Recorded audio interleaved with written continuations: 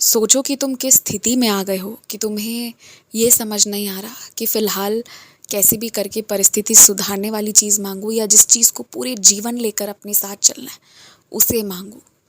तुम ये तक तय नहीं कर पा रहे और इस स्थिति में लाने वाले तुम्हारे अपने ही ज़्यादातर लोग हैं।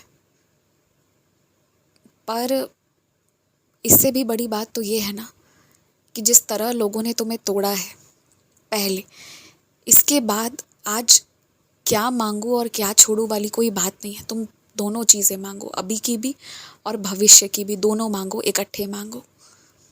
मेरी कुछ बेटियों ने खास कर ये मांगा कि बाबा मेरे सिंदूर की लाज रख लेना, मेरे सिंदूर को बहुत लंबी आयु देना। तुम्हारे मन में जो ये घबराहट है ना, निश्चित ही कोई ना कोई बात है जिसके कारण तुम्हारे मन में ये चीज़ हमेशा आती है। लेकिन मेरा आशीर्वाद है तुम्हें सौभाग्यवती रहने का, इसलिए चिंता मत करो। जो होगा भी ना, वो केवल सबकी आंखों को खोलने के लिए और तुम्हारे रिश्ते को और मधुर बनाने के लिए, और बाकी मेरी कृपा से किसी को हानि नहीं पहुंचेगी, सब ठीक हो जाएगा। इसलिए ना अब घबराओ, ना भविष्य में कभी घबराना। और तुम जब किसी से प्यार करते हो तो बिना किसी शर्त के, बिना शक किए, बिना कुछ सोचे समझे, पूरी आज़ादी से, पूरे दिल से अपने अंदर जो भी है, जितना भी है, 100% लगा देते हो। फिर चाहे वो कोई सा भी रिश्ता हो, माँ बाप, भाई बहन, मित्र, पति पत्नी, सगे संबंधी, अपने पराए, सबके साथ।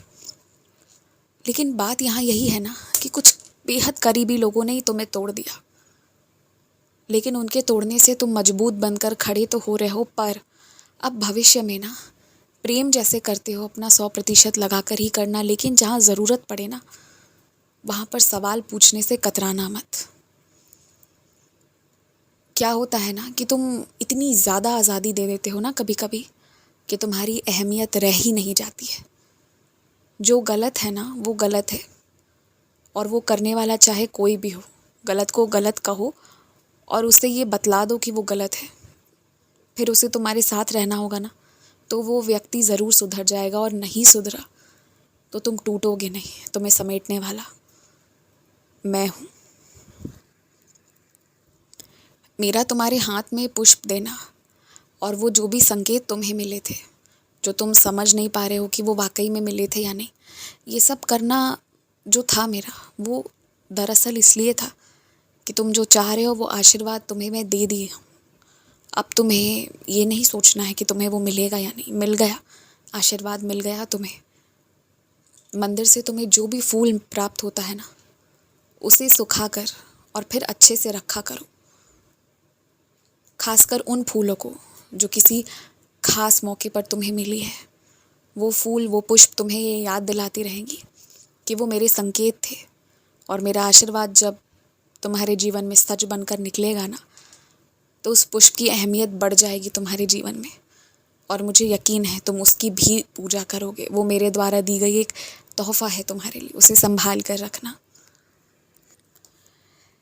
प्रेम की यही तो ताकत होती है कि ज़्यादा देर तुम बुरी चीज़ों को सोचते नहीं, ज़्यादा देर कोई बात बुरी लगती नहीं, किसी के कड़वे शब्द पर जवाब देने का मन नहीं करता, और अचानक से एक अजीब सी पर बहुत सुंदर सुकून देने वाली शांति प्राप्त हो जाती है। और इसलिए प्रेम करने का हक है तुम्हें, प्रेम करना भी चाहिए। जिस दिन सच में प्रेम करोगे ना, उस दिन इस शब्द को समझोगे, क्योंकि अब तक तुमने जो भी किया है वो तुम डर डर कर किए, वो तुम्हें खोने का डर था। पर जब इस डर से भी उठकर, ऊपर उठकर प्रेम करोगे ना, तब समझ आएगा तुम्हें उसकी शक्ति क्या है, वो तुम्हें क्या से क्या बना देगी। दिखावटी चीज़ों पर ना मैं भरोसा करता हूँ, ना तुम, ना वो लोग जिनसे तुम बहुत प्यार करते हो। आगे आने वाली तुम्हारी ज़िंदगी के कुछ दिन इतने सुंदर होने वाले हैं जो तुमने कल्पना नहीं करी।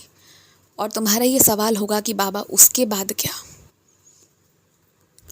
उसके बाद वो दिन दिन नहीं, वो दिन सोने की तरह चमकने वाले हैं, सूर्य की तेज प्रकाश से भरे हुए, खुशियों से, किलकारियों से, ठहाकों से भरे हुए रहेंगे। देखते जाओ तुम।